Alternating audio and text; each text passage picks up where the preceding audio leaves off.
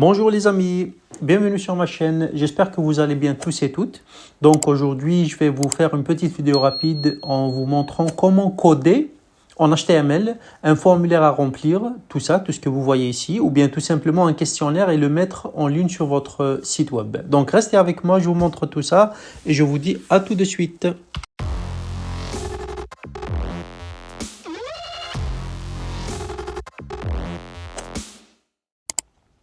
Donc nous voici ici les amis, donc ici à gauche comme vous voyez c'est le fichier HTML que j'ai créé et puis ici à droite c'est tout simplement le rendement, c'est-à-dire le résultat de ce qu'on va coder ensemble. Alors en HTML pardon, pour créer un formulaire on utilise tout simplement la balise form. Form c'est en anglais, donc en français ça veut dire formulaire tout simplement. Et donc ici entre ces deux balises, ici la balise ouverte de forme et la balise fermée de forme, ici entre ces deux balises, donc on va justement créer notre formulaire. Alors juste pour vous expliquer rapidement à quoi ça sert par exemple action, action ça veut dire ici action, ça sert tout simplement à mettre le lien vers lequel on va envoyer en fait les données des utilisateurs qu'on va collecter ici, c'est-à-dire par exemple l'adresse email, le nom d'utilisateur, le mot de passe, etc. Et puis où on va les stocker. Donc ici nous pour l'instant on va rien faire, donc on va pas stocker quoi que ce soit, c'est juste à titre d'exemple. Donc on va mettre juste comme ça hashtag et puis on laisse comme ça. Sinon, qu'est-ce qu'on va utiliser aussi ici? Qu'est-ce qui est utilisé généralement? C'est méthode et puis post pour les formulaires. Voilà. Donc, le premier formulaire que j'aimerais, le type de formulaire que j'aimerais vous initier, c'est tout simplement texte. Alors, texte ici, par exemple, on met utilisateur ou bien pseudo, par exemple, pseudo, comme ça. Ou bien nom d'utilisateur, peu importe. Et puis ici, dans input, donc on va mettre tout ce qui est justement ici la case où le client ou bien l'utilisateur, il faudra qu'il remplisse en fait. Donc ici, c'est l'input et puis le type ici va changer à chaque fois, vous allez voir. Donc ici, c'est texte. Donc tout simplement, ça veut dire qu'il va mettre du texte, un numéro, du texte, tout ce qu'il veut, voilà, pour créer son pseudonyme par exemple. Oups, j'ai cliqué, c'est pas grave. Alors, c'est bon, voilà.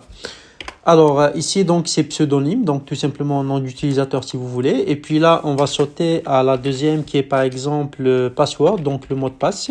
Donc pour créer un mot de passe c'est très simple en HTML. Donc ici on écrit en français mot de passe ou bien dans la langue dans laquelle vous voulez le faire apparaître, password. Attendez, ici je vais ajouter un BR, donc un brick pour revenir à la ligne. Hop, voilà. Donc ici, on va mettre input encore une fois, mais au lieu de texte, on va mettre password, comme ça. Et là, il dit aussi ici, c'est password, name, c'est password. Et ici, regardez la différence entre, par exemple, texte et password comme type de formulaire. Ici, texte, on va ajouter tout simplement du texte ordinaire, mais ici, password, regardez. Et donc, ça se crypte automatiquement. Donc, on ne peut pas avoir au fait le password, le mot de passe qu'on va ajouter. Pour cela, il faudra, si vous voyez sur tous les sites web ou bien les applications mobiles, il y a ici une forme d'œil, une icône d'œil ici. Vous cliquez sur ça et puis vous allez justement, vous voyez que votre mot de passe qui va apparaître. Mais ça, il faudra du JavaScript, etc. Ça serait une vidéo spéciale. Sinon, ça sera très long si je vous explique tout ça en une seule vidéo. Donc, je ferai une vidéo spéciale pour ça. Voilà, donc ici on a vu déjà deux types de formes, vous voyez c'est très rapide, c'est très simple. Alors BR, HR pour créer cette ligne tout simplement. Donc ici je vous ai montré donc texte, password et puis aussi je pourrais vous montrer number, donc les numéros tout simplement. Ici par exemple on va mettre input aussi number. Voilà, l'ID ici et le name aussi, vous pouvez mettre toujours number, vous voyez, ou vous pouvez mettre ici le name de ce que vous voulez, le nom de ce que vous voulez ici, comment vous voulez appeler celui-là. Par exemple ici, si on demande le nombre d'expériences à une personne, donc je ne vais pas écrire longtemps, très long parce que l'objectif c'est juste que vous compreniez au fait à quoi ça sert, expérience. Voilà, comme ça, nombre d'expériences ou quelque chose comme ça. Donc ici, quand vous voyez number, quand on met le type number, si on scrolle ici sur cette case, vous voyez ici qu'il y a des flèches qui apparaissent. Et si on clique sur la flèche, on va justement choisir un nombre bien précis. Même de moins, on peut choisir moins. En tout cas, ça dépend pour quel objectif on va l'utiliser. Comme je vous ai dit encore une fois, ça pourrait être un formulaire à remplir en ligne que vous pouvez mettre sur votre site web ou bien tout simplement un questionnaire aussi, questionnaire de satisfaction. Vous pouvez créer vos questions, etc. Et puis vous allez les mettre ici. Voilà, donc ici on a vu aussi numbers, donc c'est bon. Là je vais faire aussi un BR. Voilà, un HR aussi. Comme ça, on va revenir à la ligne. Alors, qu'est-ce que je pourrais vous montrer d'autre? Je pourrais vous montrer comment créer un type de volume pour choisir au fait de 0 à 10 par exemple le nombre de satisfaction, c'est-à-dire le degré de satisfaction ou enfin peu importe. Donc ici, qu'est-ce qu'on pourra mettre? On pourra mettre par exemple déjà l'input. L'input ici, on pourra mettre directement, ça s'appelle range en anglais, donc range si on le dit en français. Vous voyez, donc ça a été créé automatiquement. Ici, le range par défaut, donc il compte 100%, donc de 1, enfin de 0 jusqu'à 100. Donc ici déjà, si on commence 0, c'est 0, 1, 2, 3, 4, 5, 6, 7, 8, nanana, jusqu'à 100. Mais si on veut le changer par exemple, qu'est-ce qu'on pourra mettre? On pourra tout simplement mettre un minimum, donc qui s'appelle min, on va mettre 0, parce qu'on veut commencer par 0. Et puis le maximum, on va mettre max. On va mettre par exemple 10, mais on pourra bien évidemment, ici, si on rafraîchit et qu'on le met à 0, regardez maintenant, 1, attendez, voilà, 1, 2, 3, 4, 5, 6, 7, 8, 9, 10. Donc, on l'a transformé en 10 au lieu de 100. Et vous pouvez le faire autant que vous voudrez, vous pouvez faire par exemple ici 10, etc. Enfin bref, vous avez compris. Ici, juste pour l'esthétique, on va ajouter rapidement un span ici par exemple, on va mettre... rarement ou bien pas satisfait du tout ou bien je sais pas moi, vous pouvez mettre tout ce que vous voulez. Ici un autre span, on pourra mettre aussi par exemple je sais pas, souvent. Vous voyez, encore une fois ça dépend pour la raison pour laquelle vous voulez l'utiliser. Et ici le client ou bien l'utilisateur pourra répondre selon ses besoins et ce qu'il pense quoi. Voilà, donc ici, on a fini avec ça. Donc, j'aimerais aussi vous montrer ce qu'on appelle un autre type, ce qu'on appelle le checkbox. Alors, le checkbox, ici, donc, on mettra checkbox. Le checkbox, c'est quoi? C'est tout simplement une case comme ça, une petite case comme ça, un carreau à cocher. Vous voyez? À cocher comme ça, une sorte de vérifier ou quelque chose comme ça. En tout cas, c'est ce que vous pourrez faire. Ici, par exemple, on pourra créer, je sais pas moi, un menu par exemple. Choisissez votre menu par exemple. Ici, on pourra mettre par exemple, je sais pas moi, tomate par exemple. Ici, on pourra mettre aussi tomate comme ça. Voilà. Et puis, on va copier-coller ça en 4 par exemple. On changera juste tomate par exemple ici en salade. Je ne sais pas, ici aussi salade. Ici, on va mettre fromage par exemple. Ici, on mettra oignon. Voilà. Comme vous voyez ici. Et puis, encore une fois, les amis, l'objectif, c'est juste de vous montrer rapidement comment ça se passe sans perdre beaucoup de temps dans les explications inutiles. Donc, l'objectif, c'est de vous montrer comment ça marche. Et puis, bien sûr, vous pouvez les utiliser selon vos besoins. Ici, par exemple, si on demande à titre d'exemple, je sais pas moi, on met ici, par exemple, choisissez la garniture ou quelque chose comme ça. Si c'est un site web, par exemple, de nourriture pour les livraisons, tout simplement, les commandes en ligne. Donc, le client choisira, par exemple, fromage, tomate, salade, selon ses besoins. Vous voyez, il pourra cocher et décocher autant qu'il voudra, il n'y a pas de souci. Voilà, donc ça, on l'a vu aussi. C'est bon. Alors, le prochain type de formulaire que j'aimerais vous présenter, les amis, c'est tout simplement... Attendez, je reviens à la ligne. Voilà. Donc, c'est tout simplement ce qu'on appelle radio en anglais. Encore une fois, c'est en anglais radio. Je ne sais pas comment ça s'appelle en français, mais enfin bref. En tout cas, en quelque sorte, c'est juste, en fait, lorsque vous posez une question à votre utilisateur, que ce soit le client ou autre, et puis Et puis, il devra répondre par oui ou par non. Donc, il faudra une case à cocher, mais uniquement une des deux, c'est-à-dire oui ou non. Donc, attendez, on va le faire ensemble. Donc, ici, par exemple, label, on va dire oui. Ici aussi, on va mettre oui. Et puis ici, on va créer notre input. Donc, ici, on va mettre, comme je vous ai dit, radio, comme ça. Voilà, vous voyez ? Donc c'est comme ça. Et puis on va créer aussi pour non. Voilà la deuxième réponse. Ici au lieu de oui, on va mettre non. Ici aussi false, c'est important de le changer en non. Comme ça. Et puis là, nous avons justement un formulaire oui ou non. Et pourquoi ici, comme vous voyez, il y a un petit souci parce qu'on les sélectionne les deux. Et pour éviter ça, on va tout simplement continuer ici à le remplir par exemple non. L'ID aussi non. Ici, name, on va faire oui. L'ID, on va faire aussi par exemple oui. Et puis comme ça, normalement, on sélectionnera qu'un. Non, ça ne marche pas. Attendez. Ah, ok. Donc le nom ici, les amis, désolé, mais on va mettre radio en fait, au lieu de oui ou bien de non, pour que ça marche. Voilà, j'ai complètement foiré ici. Donc là, c'est comme ça. Comme vous voyez maintenant, ça marche. Donc on pourra choisir uniquement oui ou bien non si vous posez encore une fois une question. Voilà. Donc ici, tout simplement, les amis, souvenez-vous, ici dans name, le nom, il faudra mettre radio. Comme ici le type. Donc name et type, c'est important de mettre la même chose, radio. Puis comme ça, vous allez choisir un seul. Mais comme vous avez vu, c'est bien d'ailleurs que j'ai fait cette erreur directement avec vous. Comme ça, vous allez voir. Donc ici, il ne faut pas mettre autre chose, par exemple oui ou non ou quelque chose d'autre. Mais il faudra tout simplement mettre type et name, radio. Voilà. Donc pour l'esthétique, encore une fois, parce que j'aime pas trop, ça me stresse un petit peu de voir comme ça. Donc on va ajouter, je sais pas moi, une petite question ou quelque chose comme ça. Donc êtes-vous satisfait par exemple? Êtes-vous satisfait? Voilà, comme ça. Et puis, vous mettez tout simplement, il y a aussi satisfaite aussi pour les filles. Enfin bref, ça on pourra le mettre entre parenthèses. Encore une fois, on ne va pas perdre du temps parce que l'objectif c'est juste en fait, de vous montrer comment ça marche. Donc voilà, êtes-vous satisfaite? Satisfait ou satisfaite? En tout cas, on pourra choisir oui ou non, tout simplement. Voilà, donc ça c'est un autre type que j'ai voulu vous montrer.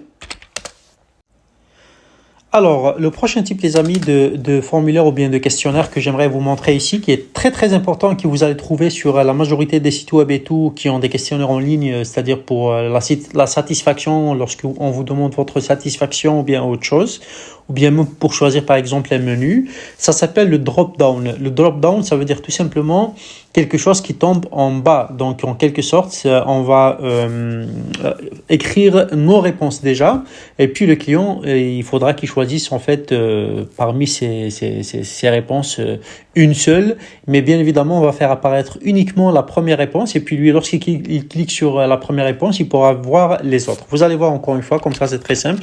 Donc ici, par exemple, label, je ne sais pas, on pourra mettre menu à titre d'exemple encore une fois. Voilà, menu, tout simplement. Et puis là, dans menu, qu'est-ce qu'on va faire?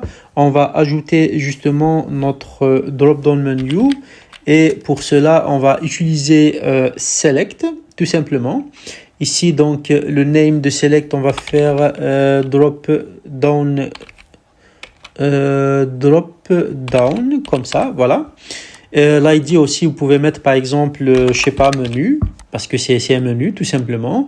Et puis ici, entre les deux balises ouvertes et fermées select, on va ajouter justement nos options. Donc la première option par exemple, on va mettre, attendez, pizza, comme ça. Et puis ici aussi, on va mettre pizza, comme ça.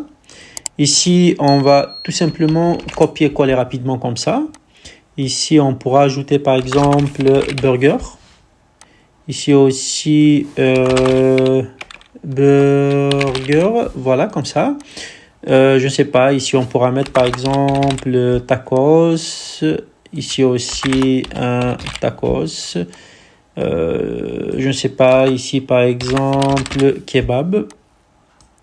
Ici aussi kebab, voilà, comme ça.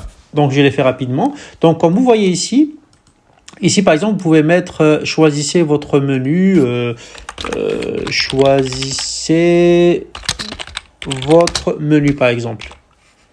Voilà, comme ça. Choisissez votre menu et puis comme ça, le client il pourra tout simplement choisir parmi voilà, j'ai fait un petit peu zoomé, comme ça vous allez voir, c'est plus pratique peut-être.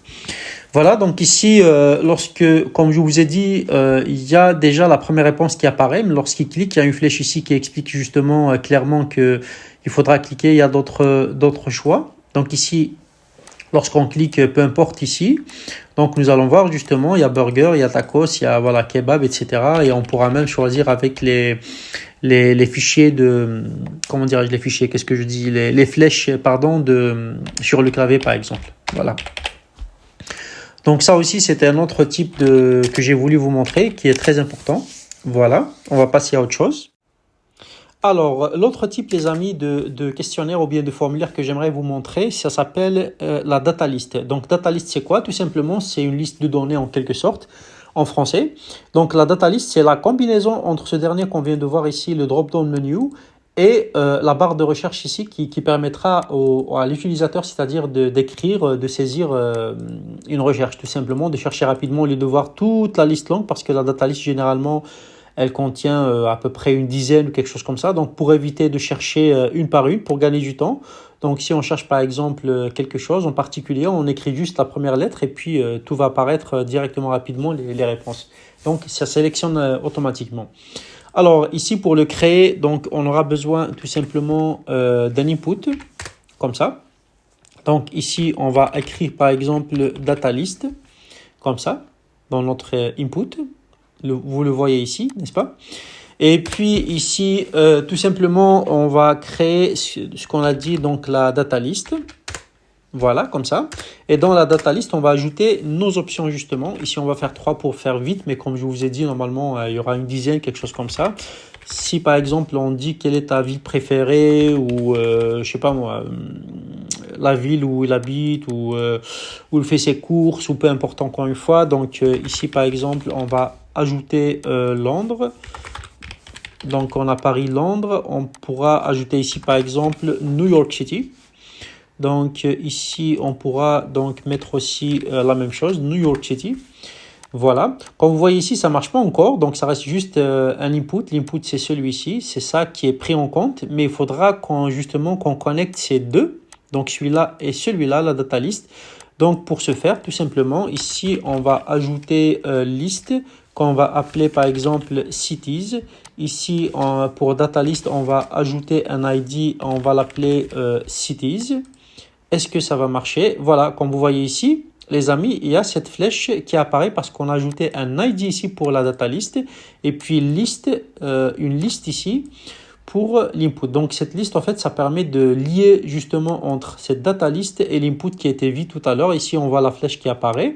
Mais là, si je clique par exemple sur la flèche justement, vous allez voir nos 3 villes qui apparaissent. Vous voyez? Paris, Londres, New York, Paris, Londres et New York. Et ici, comme je vous ai dit, si je ne veux pas, par exemple, j'ai ici une liste infernale à vérifier, tout simplement, j'ai pas envie de les lire et j'ai envie de gagner du temps. Donc, qu'est-ce que je vais faire? Je vais tout simplement écrire, par exemple, si je cherche Paris, j'écris un P et il y a Paris qui va se sélectionner et puis je pourrais le faire. Si, par exemple, je veux Londres, j'écris L. Et puis, il y a Londres qui va apparaître. Si je mets un N, donc il y aura Londres et New York City qui vont apparaître. Vous voyez, donc c'est très très rapide, c'est très utile en fait pour vos utilisateurs pour répondre rapidement, surtout les questionnaires, etc. Il faudra vraiment le faire très rapidement, comme ça, voilà. Alors, ici, on pourra mettre en premier donc label input comme on l'a fait pour les autres. Donc, label input et puis la data list. Et dans la data list, on mettra option. C'est comme ça qu'on crée le drop-down menu. Ici, on pourra mettre par exemple, encore une fois, cities pour suivre notre exemple. Et dans le label ici, donc, c'est le texte qui va apparaître ici. Donc, on pourra par exemple dire ville préférée ou je sais pas moi, ce que vous voulez. Hein. Vous pourrez mettre ville préféré. Donc ici, normalement, le premier E, il y a un accent, mais je ne sais pas comment le trouver dans le clavier parce que je l'utilise en anglais, donc c'est pas grave, mais vous avez compris. Donc, ville préférée, par exemple, si c'est une question, ville préférée. Et puis ici, je vais dire Londres, je vais dire Paris, je vais dire, je sais pas moi, tout ce que je veux. Enfin bref, donc ça, on l'a déjà fait aussi. Donc, l'autre chose que j'aimerais vous montrer, les amis, et ça sera la dernière. Alors, ça sera tout simplement aussi ça, vous le trouvez partout, mais franchement, vraiment partout. Lorsqu'on vous demande, par exemple, de mettre un commentaire ou quelque chose comme ça, donc ça s'appelle tout simplement, ici, par exemple, label, je pourrais mettre commentaire, tout simplement. Et puis là, ça s'appelle texte area. Voilà, donc le texte area, en fait, les amis, c'est ça, c'est ce que vous voyez ici. Attendez, là, je vais mettre un BR. Voilà. Un texte area, vous voyez les amis, donc le texte area c'est quoi au fait? C'est lorsque vous mettez, on vous donne par exemple à mettre votre commentaire, vous êtes libre de mettre votre commentaire, d'écrire un texte, une phrase, tout ce que vous voulez, puis de l'envoyer. Alors le texte area par exemple, ici par exemple, si vous demandez à vos clients, si vous faites un questionnaire de satisfaction et vous demandez ici par exemple... est-ce que vous avez quelque chose d'autre à ajouter ou bien qu'est-ce que vous pensez de la marque en général, par exemple, ou du produit ou peu importe, vous voyez? Et puis là, il va écrire ou bien des suggestions, par exemple. Au lieu de commentaires, vous pouvez mettre des suggestions, une question. Et puis là, il va vous suggestionner justement ou bien il va faire des critiques constructives en quelque sorte. Ça, c'est très, très important, les amis. Alors, enfin bref, ici, donc le texte area, qu'est-ce que j'ai voulu vous montrer? Ici, on pourra le transformer, par exemple, parce qu'ici, par défaut, c'est très petit, c'est très moche. Donc ici, on pourra ajouter le nombre de lignes et de colonnes. Donc ici, rose, on pourra mettre, par exemple, 10. Voilà, donc 10 lignes comme ça. Je pense que c'est trop, on va mettre 5. Voilà, comme ça. Et puis, les colonnes, on va faire... calls, voilà comme ça, on va mettre par exemple 25 sur la largeur, comme ça, on pourra même mettre 50, voilà, comme ça par exemple. Et puis, bien sûr, le client pourra faire ça, et vous pouvez changer sa forme, il n'y a pas de souci pour ça. Et ce que j'aimerais vous montrer aussi, les amis, par rapport à toutes ces cases, justement, pour certaines personnes qui ne savent pas utiliser Internet, par exemple, ou ils ne savent pas qu'est-ce qu'ils vont mettre ici pour éviter les confusions. Ici, par exemple, je vais vous faire l'exemple juste pour ce commentaire ici, par exemple, mais c'est la même chose pour tous les autres, vous pouvez faire la même chose. Il y a ce que l'on appelle placeholder. Donc, le placeholder, c'est tout simplement un texte ici qui va apparaître en background, c'est-à-dire en arrière-plan ici, à l'intérieur ou justement de cette case. Et puis, vous allez guider en quelque sorte, dire à votre utilisateur ou bien à votre client qu'est-ce qu'il va mettre ici au fait. Ici, donc, placeholder, le voici. Donc, dans placeholder ici, donc qu'est-ce qu'on va mettre? On va mettre par exemple, taper votre commentaire ici. Je ne sais pas, vous pouvez mettre tout ce que vous voulez, il n'y a pas de souci. Comme ça, et puis quand vous voyez, tapez votre commentaire ici. Donc le texte, peu importe le texte que vous allez mettre dans placeholder, donc ici, placeholder, donc ça va apparaître ici les amis. Et ce qui est génial, c'est qu'ici, ça montre au client qu'est-ce qu'il devra faire ici, par exemple dans cette case. Mais lorsque je clique ici, et que je tape, donc ça disparaît tout simplement. Donc ça apparaît juste en fait avant qu'il mette quoi que ce soit pour tout simplement le guider. Ici, je pourrais mettre la même chose, ici aussi. Dans toutes les cases, vous pouvez mettre la même chose. C'est vraiment génial, c'est très très bien fait. Et donc voilà, c'est ce que j'ai voulu vous montrer. Une dernière chose que j'aimerais vous montrer rapidement pour finir sur cette vidéo, c'est tout simplement par exemple le bouton à la fin pour envoyer justement votre formulaire une fois que c'est fini. Donc je ne vais pas vous montrer tous les détails sur les boutons, mais juste un bouton très simple comme ça par exemple. Et puis le texte, on va mettre par exemple soumettre comme ça. Submit en anglais, voilà, donc c'est un bouton et puis voilà, tout simplement. Donc j'ai cliqué mais ça n'envoie nulle part. Mais on pourra faire aussi avec du JavaScript, par exemple, lorsqu'il clique, il dit merci. Ici, il y a une pop-up qui va s'afficher ici en vous disant, en vous remerciant, merci pour votre envoi. On a bien reçu par exemple, votre questionnaire, vos réponses, etc. Donc voilà les amis, on est arrivé à la fin de cette vidéo. Donc merci d'avoir regardé jusqu'à la fin. Et si vous avez aimé cette vidéo, n'hésitez pas à laisser un like tout simplement, un pouce bleu. Ça m'encourage. Et si vous avez des questions aussi, n'hésitez pas à les mettre dans les commentaires. Donc voilà, tout simplement concernant ce questionnaire ou bien ce formulaire en ligne ou si vous avez des questions sur ça. Et aussi n'hésitez pas, s'il vous plaît, à me laisser des commentaires par rapport aux vidéos que vous voulez que je vous fasse. Donc pour la prochaine fois. En tout cas, je vais essayer de poster à 3 fois par semaine. Je vais essayer de le faire. Donc, dites-moi sur quel type par exemple, de thème, tout simplement. Est-ce que vous voulez, par exemple, sur Shopify ou bien sur WooCommerce, WordPress, ou bien sur le développement web en général comme ça, en JavaScript, en HTML, en CSS, etc. En tout cas, laissez-moi vos commentaires et puis au fur et à mesure, j'en ferai, il n'y a pas de souci. Sur ce, je vous dis prenez soin de vous. Merci encore une fois d'avoir regardé jusqu'à la fin et je vous dis à très bientôt. Ciao, ciao.